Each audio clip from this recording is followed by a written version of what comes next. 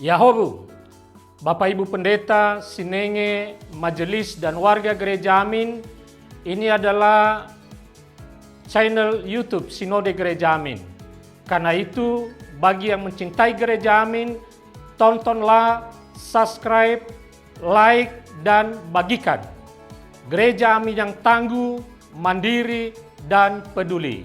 Tuhan Yesus memberkati.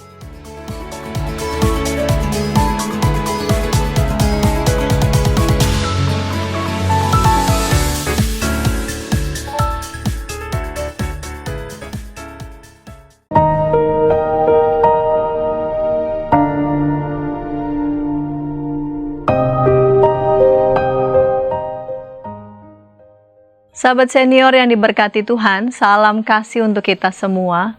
Senang kembali menyapa sahabat senior melalui acara Jendela Hati bersama saya Pendeta Rumenta Santiani Manurung dari GKI Gria Merpati Mas. Renungan kita pada hari ini, Rabu 15 April 2026 ditulis oleh Pendeta Retno Ratih Suryaning Handayani dari GKJ Manahan Surakarta dengan judul Tuhan Penolongku, yang dilandaskan pada kitab Yunus 2 ayat 1-10. Sebelum membaca Alkitab dan merenungkan firman Tuhan, mari kita berdoa. Bapa di surga, hari baru boleh Tuhan karuniakan, dan kami hendak membaca bagian dari Alkitab dan hendak merenungkannya. Bapa kiranya bimbing kami. Dalam Yesus kami berdoa. Amin. Sahabat senior, nats Alkitab yang menjadi pusat perenungan kita pada hari ini adalah Yunus 2 ayat 2. Saya akan bacakan untuk kita, dengarkanlah firman Tuhan. Katanya, dalam kesusahanku aku berseru kepada Tuhan, dan Ia menjawab aku. Dari dalam dunia orang mati aku berteriak, dan Kau mendengarkan suaraku. Sahabat senior, di salah satu stasiun televisi swasta pernah ditayangkan program acara berjudul Tolong. Program tersebut memperlihatkan seseorang yang mengalami situasi sulit dan meminta pertolongan. Ada berbagai respons orang yang dimintai tolong. Tidak sedikit yang menolak, memberi pertolongan, dan menghindar. Namun pada akhir episode ada orang yang bersedia menolong. Tentu ada kelegaan tersendiri ketika kita membutuhkan pertolongan, lalu ada yang mau menolong. Teks Alkitab pada hari ini mengungkapkan pengakuan iman Yunus ketika ia merasa hidupnya akan berakhir di perut ikan. Yunus memang melarikan diri dari panggilan Tuhan. Ia seharusnya pergi ke Niniwe, tetapi justru berbelok ke Tarsis. Atas izin Tuhan, Yunus ditelan ikan. Selama 3 hari Yunus berada di perut ikan. Situasi ini membuatnya takut. Karena itu ia meminta tolong kepada Tuhan. Tuhan mendengar doa Yunus dan menyelamatkannya.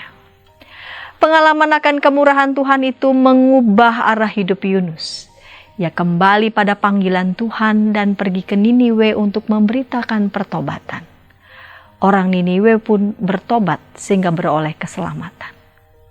Sahabat senior, bukankah dalam berbagai kesusahan kita banyak mengalami bukti bahwa Tuhan mendengar dan memberi pertolongan kepada kita? Kiranya hal ini meneguhkan iman kita dan mendorong kita untuk tetap melayani Tuhan. Mari kita berdoa. Bapa di surga, tidak jarang kami memberikan berbagai macam alasan untuk menjawab panggilan Tuhan. Dari mulai alasan yang masuk akal sampai alasan yang nyata-nyata kami buat-buat. Bercermin dari Yunus yang lari dari panggilan Tuhan, sempat berbelok dari panggilan Tuhan.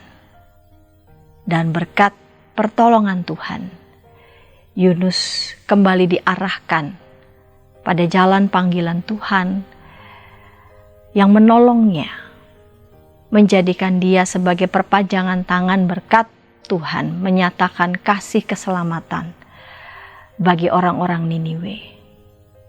Jadikanlah kami ya Bapa, sebagai orang-orang yang mau juga Tuhan pakai menjadi saluran berkat keselamatan yang hendak Tuhan nyatakan bagi banyak orang yang kami jumpai sehari-hari. Terpujilah Tuhan, dalam Yesus kami berdoa. Amin. Demikian renungan kita pada hari ini. Jangan lupa subscribe, like, dan bagikan kepada sebanyak mungkin orang.